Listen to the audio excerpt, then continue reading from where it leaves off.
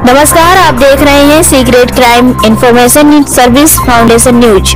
हम आपको दिखाएंगे देश और दुनिया की तमाम बड़ी खबरें।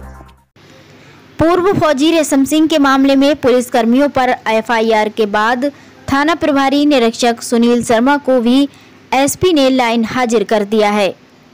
वहीं इस पूरे मामले की जांच सीओ पूरनपुर कर रहे थे। मामले को बढ़ता देख प्रकरण की विवेचना सीओ सिटी के हवाले कर दी गई। एसपी के बताए मुताबिक इस पूरे केस की विवेचना गैर जनपद की पुलिस से कराई जाएगी।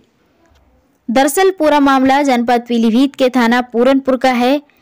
लॉकडाउन के दौरान 3 मई को पूरे जनपद में मतगणना हो रही थी।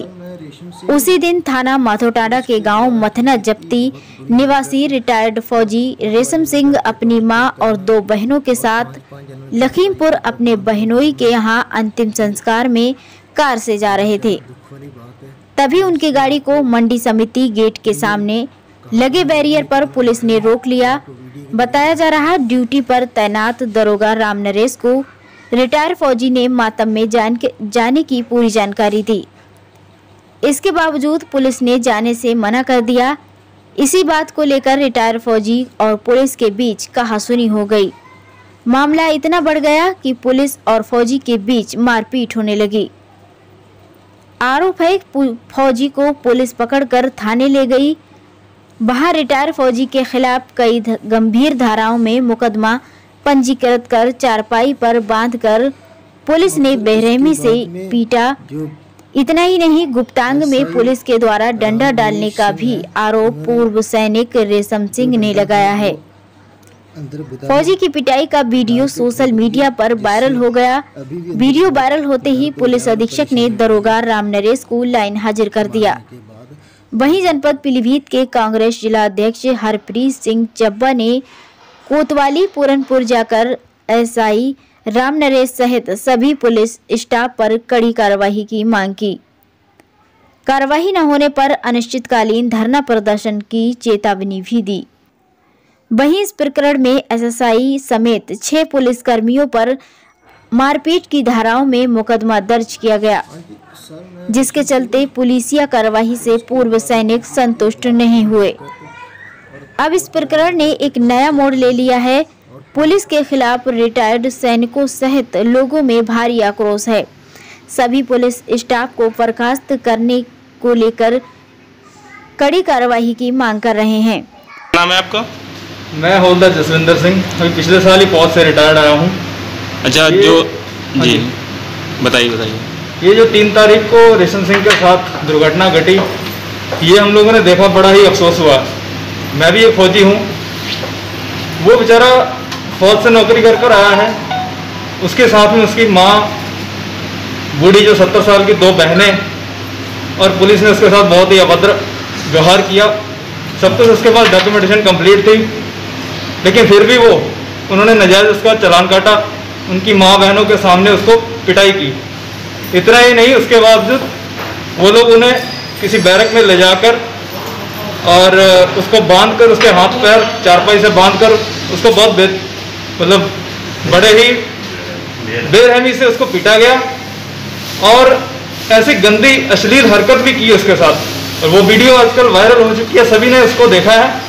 हम ये मांग करते हैं कि ये आज के बाद ऐसा किसी फौजी के साथ नहीं होना चाहिए, ना ही किसी सिविलियन के साथ होना चाहिए।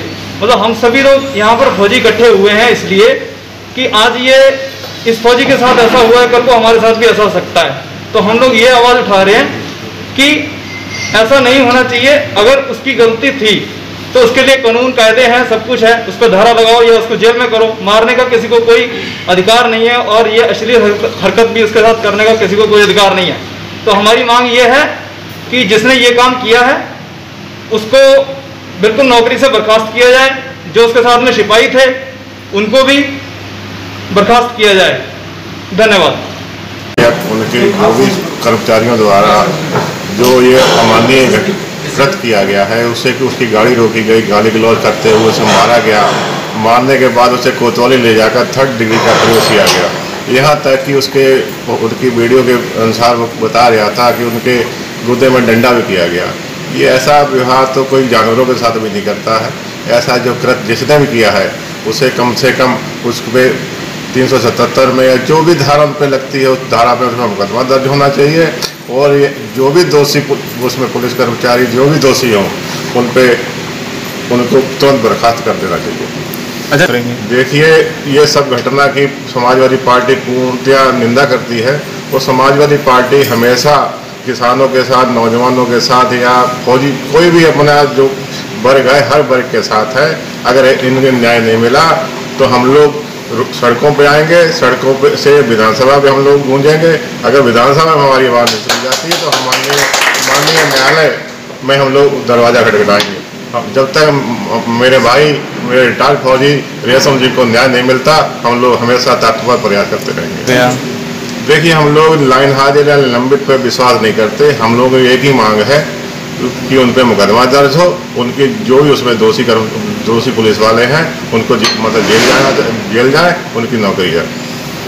गुरप्रीत सिंह जी, आज आप यहाँ एकत्र हो, क्या मामला है? सर, मैं यहाँ पे इसलिए आया था, थोड़ी देर पहले मेरे को हौलदार जसविंदर सिंह का फ़ोन गया था कि हम लोग भूतपूर्व सैनिक राम होटल में इकट्ठे हो रहे हैं।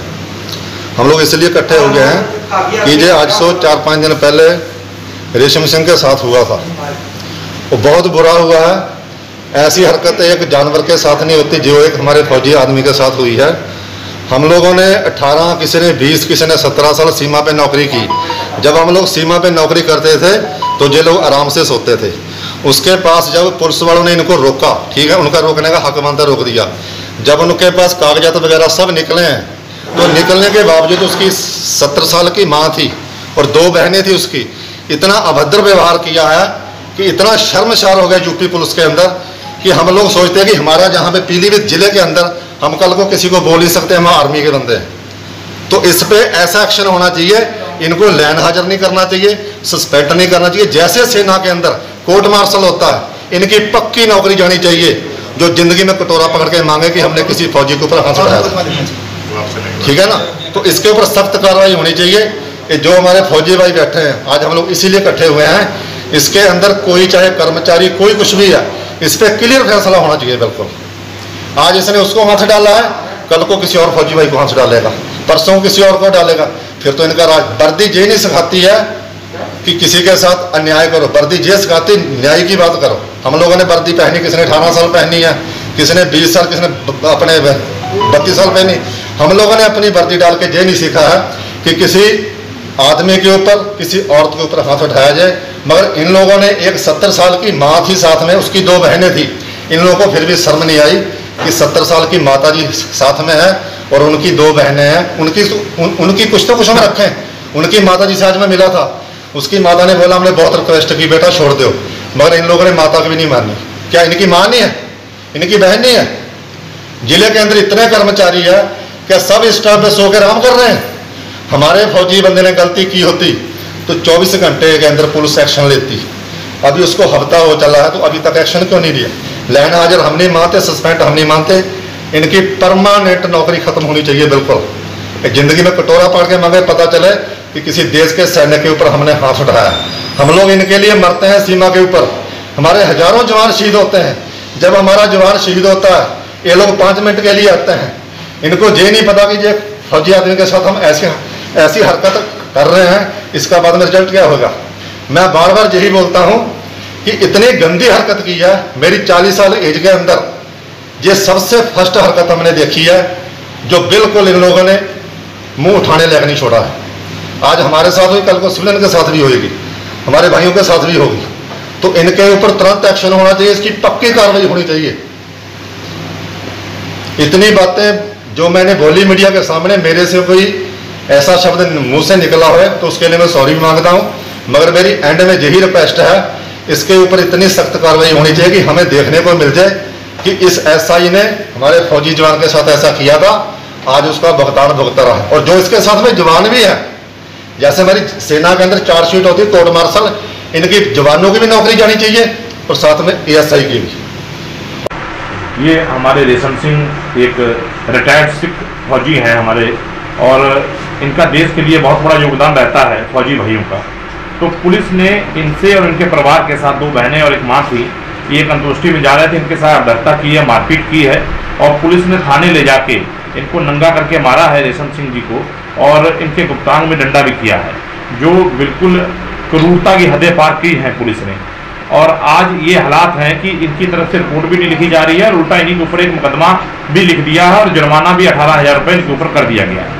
तो ये योगी राज में जो पुलिस है वो इस समय डाकुओं का काम कर रही है, जहाँ तो वो रोड पे खड़े होकर लोगों को लूटने का काम कर रही है, अगर कोई पैसा नहीं दे रहा है तो उसे मारने का काम कर रही है।